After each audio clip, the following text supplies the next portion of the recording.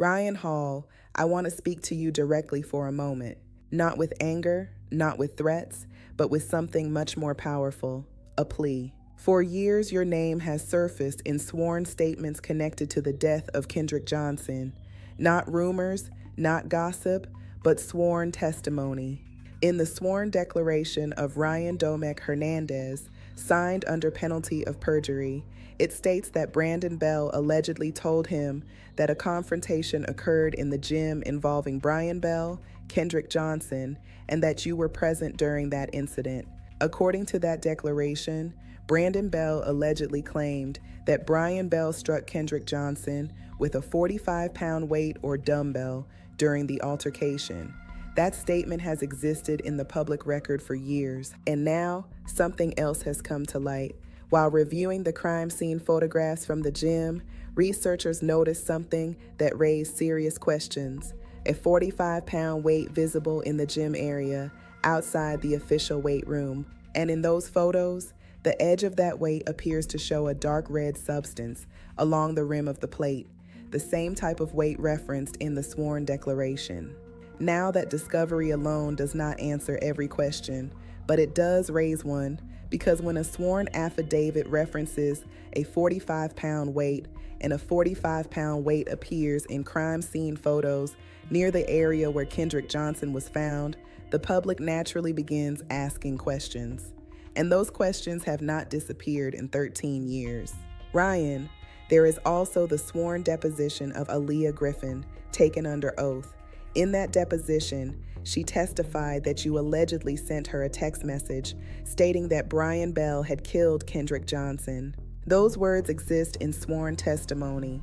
They have been read by investigators, attorneys, and the public, and because they exist, they continue to echo through this case. Ryan, I have also heard that you once said you tried to put this situation behind you, that you prayed and asked God to forgive you because you have a family now. But if you truly believe in God, then you already know something about forgiveness. The Bible speaks very clearly about truth. In John 8:32 it says, "And ye shall know the truth, and the truth shall make you free."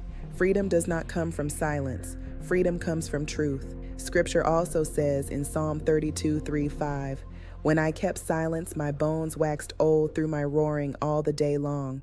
I acknowledged my sin unto thee, and mine iniquity have I not hid, and thou forgavest the iniquity of my sin."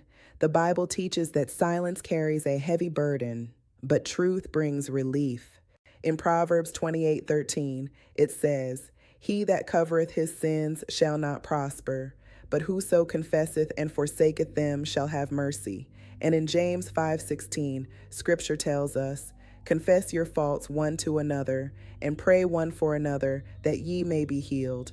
Ryan, healing does not come from burying the past. Healing comes when the truth is finally spoken. I recently heard that your wife, Missy, allegedly left. If that is true, that is a painful loss. But I want you to think about something.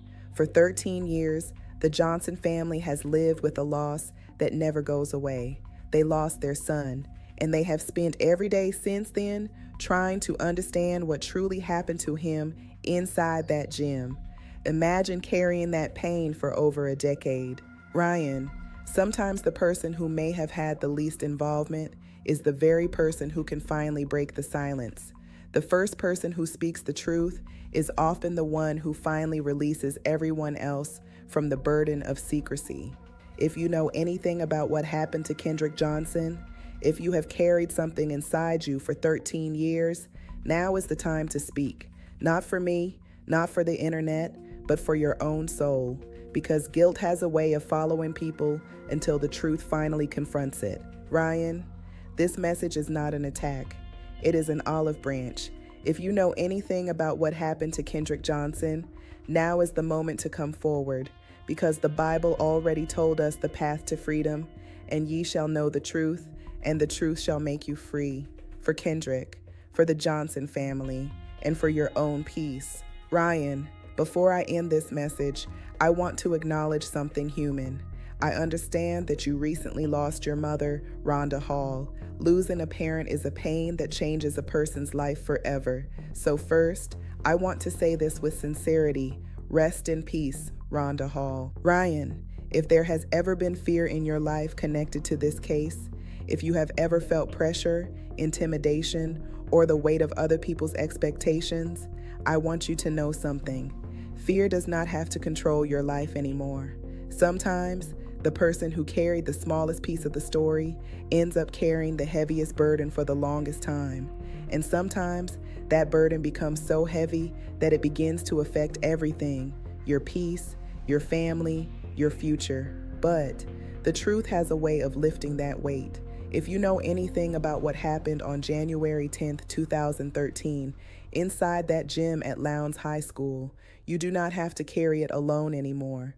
No one should live their life trapped in fear, and no one should carry a burden that truth could finally release.